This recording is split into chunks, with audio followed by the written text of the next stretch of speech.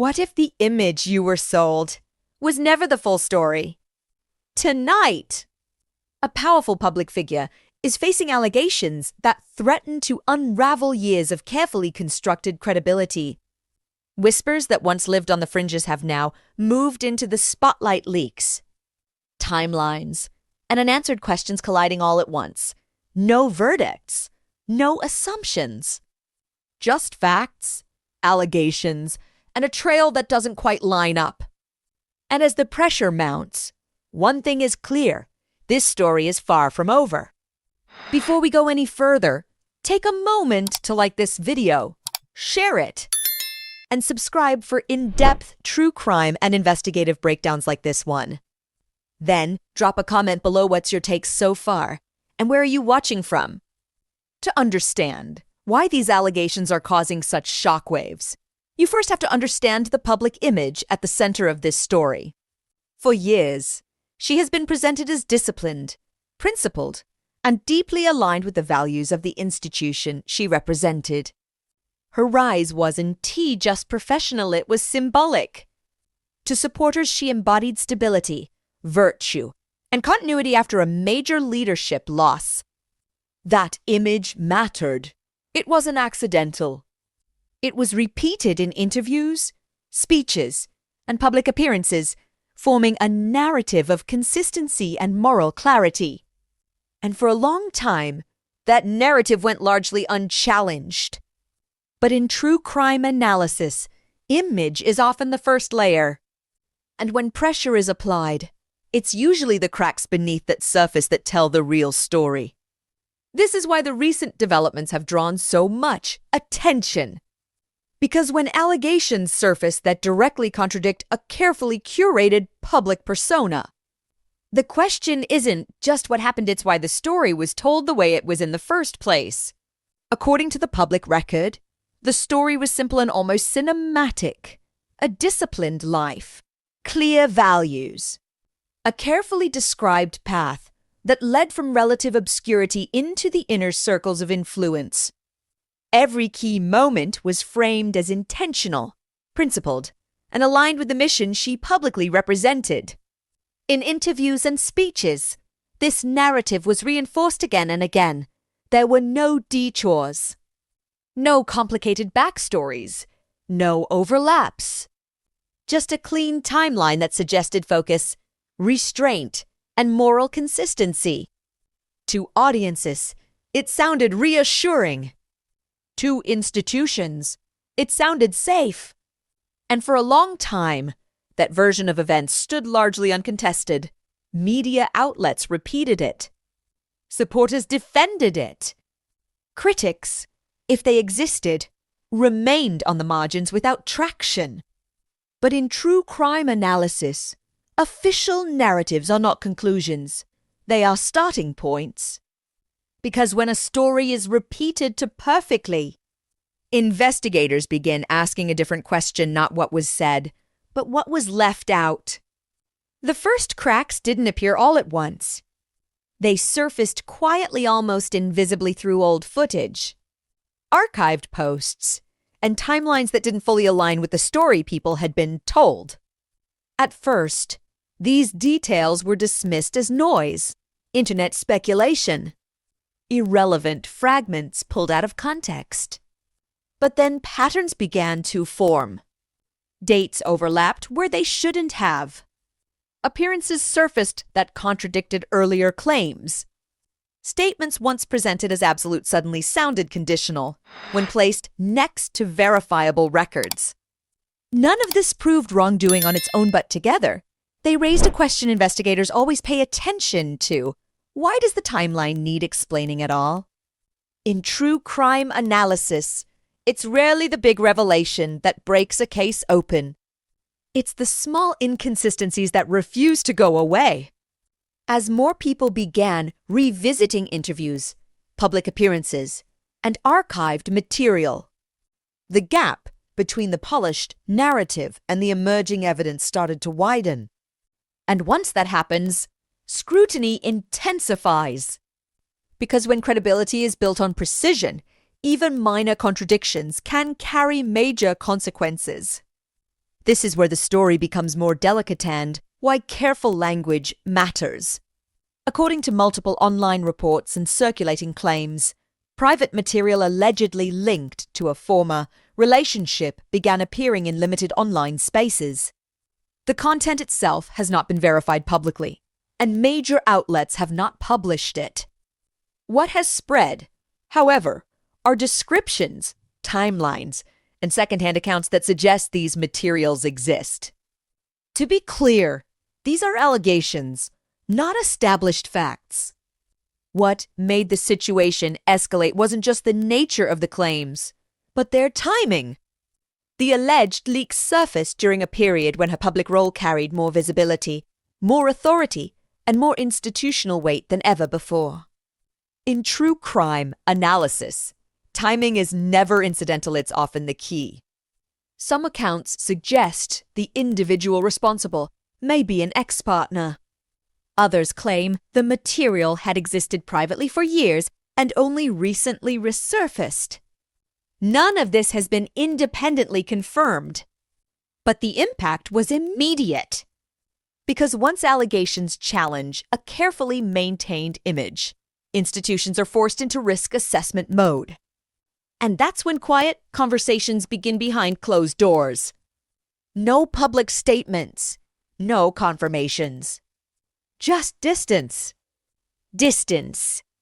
When investigators can't rely on statements, they rely on dates. The timeline became the focal point because it offered something speculation couldn't: structure. Public appearances, archived social media activity, event footage, and professional milestones were laid out side by side. And once that happened, overlaps began to appear. Certain claims about when relationships began and ended did not neatly align with documented locations, public events, or known associations. Again, this does not confirm misconduct, but it does complicate the story. In true crime analysis, complications matter. What stood out most wasn't a single contradiction, but a pattern of compression periods of time that seemed to clean to simplified, given the volume of activity taking place. Entire chapters appeared condensed into footnotes. And when analysts revisited older interviews with this timeline in mind, statements that once sounded definitive began to feel carefully worded. Not false on their face, but incomplete.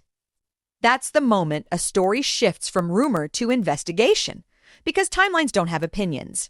They either line up or they don't. Once the timeline was examined, secondary players emerged as critical pieces of the puzzle. Friends, colleagues, and professional associates, people who were present at key moments, became focal points. Their interactions, introductions, and movements helped explain how events unfolded and why certain narratives were presented publicly. Some figures appear repeatedly in overlapping circles. Others were responsible for facilitating introductions, arranging appearances, or controlling access. These connections do not automatically imply wrongdoing, but they do create a framework where influence, opportunity, and leverage intersect. Analyzing this web of relationships also raises questions about accountability. When private allegations surface, who knew what, when, and how much of the public narrative was shaped by these networks? True crime scrutiny often focuses on these silent witnesses or facilitators because their actions or inaction can illuminate patterns of behavior that would otherwise remain hidden. As the network becomes clearer, the story moves from a single individual to a system of influence, and the stakes grow higher. The implications of these allegations extended far beyond a single person. Once the private claims surfaced, organizations and institutions connected to her were forced into action or into silence. Reports suggest internal discussions, leadership meetings, and strategic adjustments began almost immediately. Staff and associates reportedly distanced themselves, while some key figures remained conspicuously quiet.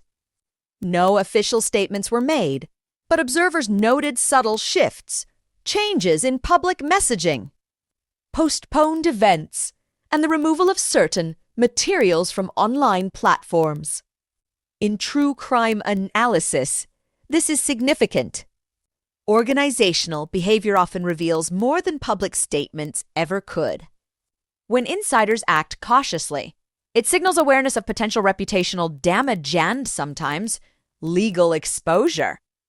The central question becomes, how much did institutional strategy shape the narrative that reached the public, and how much was left unspoken?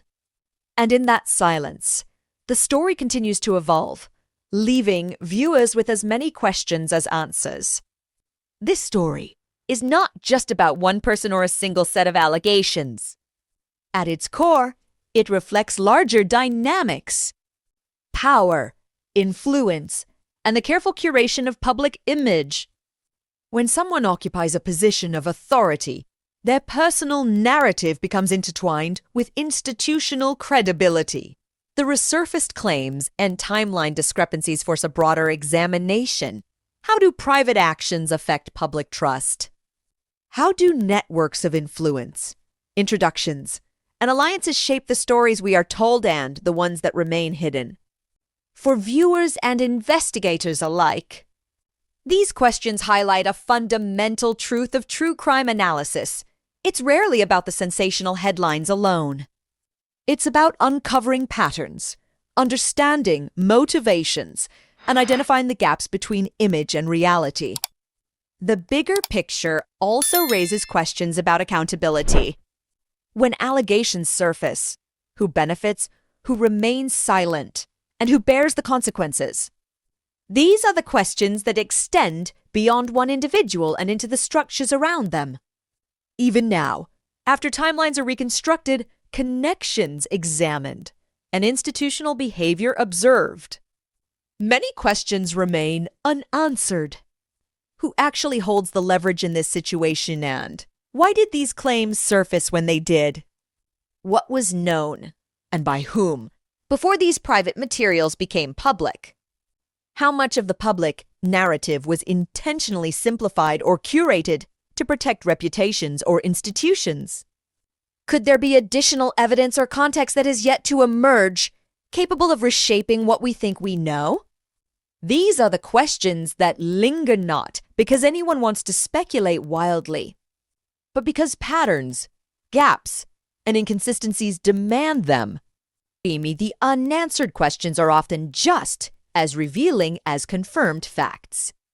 As viewers, the challenge is to follow the evidence, weigh what is verifiable, and remain aware of what remains uncertain. As the story continues to unfold, one thing becomes clear: truth is rarely simple, and appearances can be deceiving. Allegations, timelines, and connections may never fully align, leaving a trail of questions that demand attention.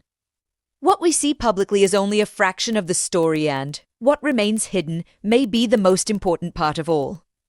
For now, the narrative is unresolved, the fallout is ongoing, and the scrutiny shows no signs of stopping. And that is exactly why this story has captured so much attention and why it will continue to do so. If you followed this investigation closely, drop a comment below with your thoughts. What do you make of these timelines and allegations? Where are you watching from? And don't forget to like, share, and subscribe for more deep dives into true crime and scandal investigations.